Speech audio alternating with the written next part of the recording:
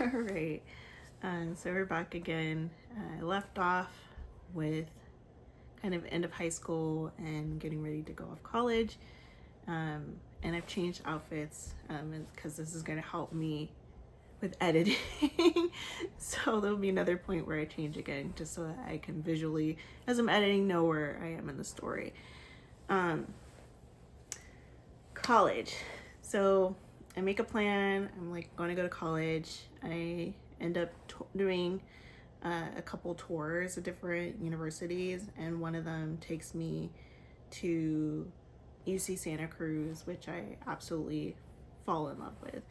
The campus is beautiful. It's close to trees, nature, the beach. It was like unlike anything I ever experienced before, and I just knew from the moment that I set foot on that campus that I was going to go there. The hard thing was that it was 6 hours away from where I grew up, and honestly, for me at that point, I was pretty ecstatic to get far, far away from home, and the fact that it wasn't an easy trip for my parents to come visit me was actually a good thing for me. However, what I didn't understand was that, you know, there were a lot of things that were coming with me to this new place and space, and part of that was, you know, a lot of my unhealthy coping strategies and a lot of my insecurities as well, right? I spent a lot of time alone, isolated, and I had very low like self-confidence and self-worth, and you know, understandably so. I didn't really ever have anyone like uplift me in that way other than academically. And I really wanted friendships. I really wanted friends, and I really wanted relationships. I wanted to be able to date and like have a normal teenage life. And I don't think I understood, you know, really, you know, the damage that had been caused in my childhood, because I didn't really understand how abnormal it was until I got to college and I got to like actually experience like seeing other families, like just how bizarre and abnormal my upbringing was. So yeah, we're going to talk a little bit about what happened during college and also a little bit about my family life. So at this point, cell phones are a thing. So I have a cell phone, and I still am very much tethered to my parents, because although I had some financial aid, like there was still part of like financial support that my parents were providing for me to go to school. So I'm still connected in that way. However, I do definitely appreciate being able to like socialize and live in a dorm and like go out with people and hang out and, you know, do things. Of course, I'm not doing anything crazy. I should put the caveat that I'm literally in the substance-free dorm. So I'm at Santa Cruz, but I'm surrounded by other people who chose to be mostly in a substance-free dorm and don't smoke, don't do drugs or anything of that sort. So I'm still very much like a good girl in a lot of senses. Not doing anything crazy, dangerous, anything of that sort. So, yeah, just want to add that caveat because I know Santa Cruz has a reputation. I was not out partying every night. I was literally doing normal things like going to study with friends and going to eat with friends and like going to class. Like, yeah. But I was just really happy to like be able to experience some normalcy. What I didn't know when I went off to college was that the dorms closed during holidays. I was not prepared for that. I did not know that I would have to go home at any point during the year while I was there.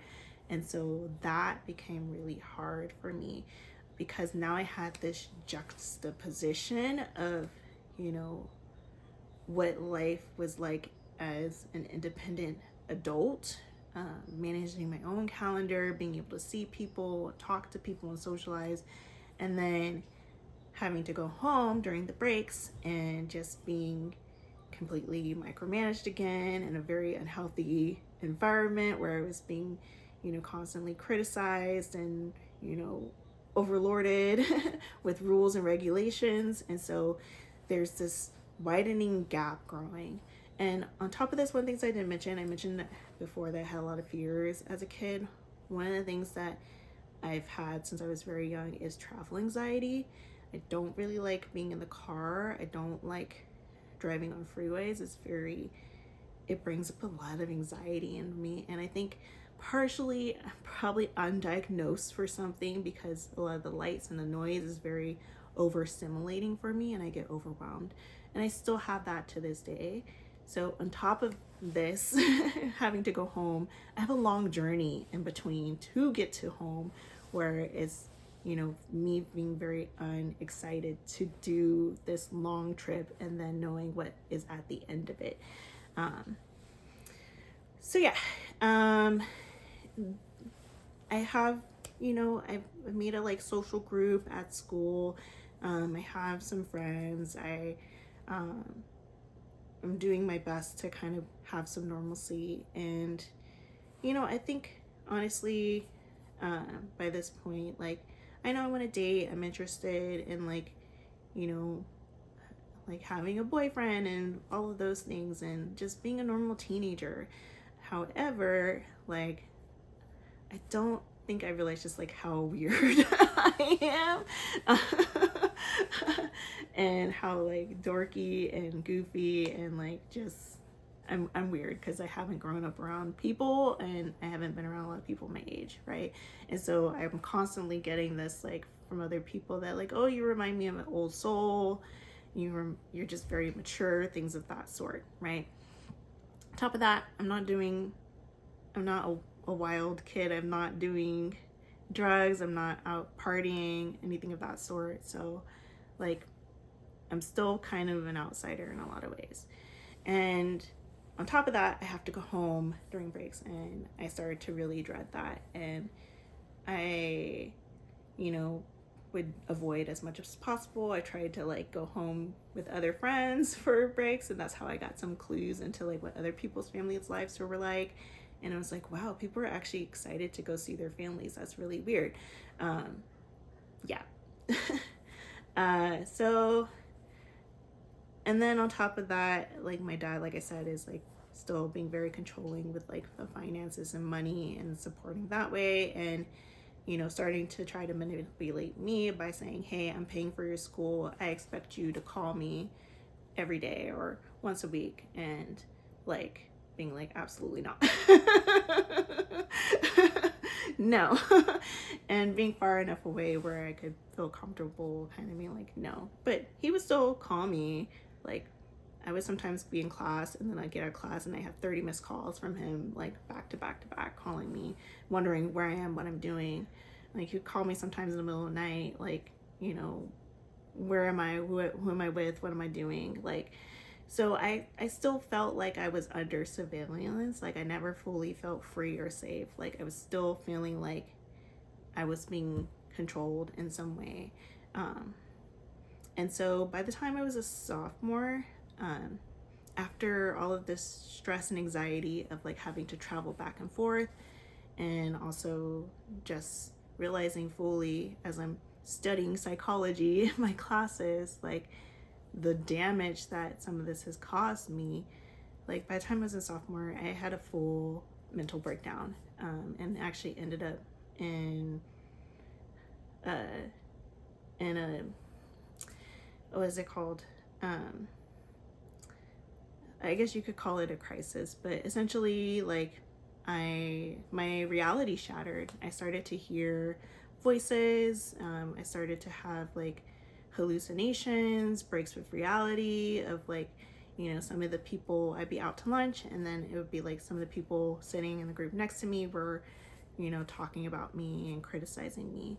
And I didn't know what was going on. I didn't know what a mental break was or hallucinations or anything. So for a long time I thought this was real and there was something wrong with me. But I think it was a lot of the emotional pieces that needed to be unpacked.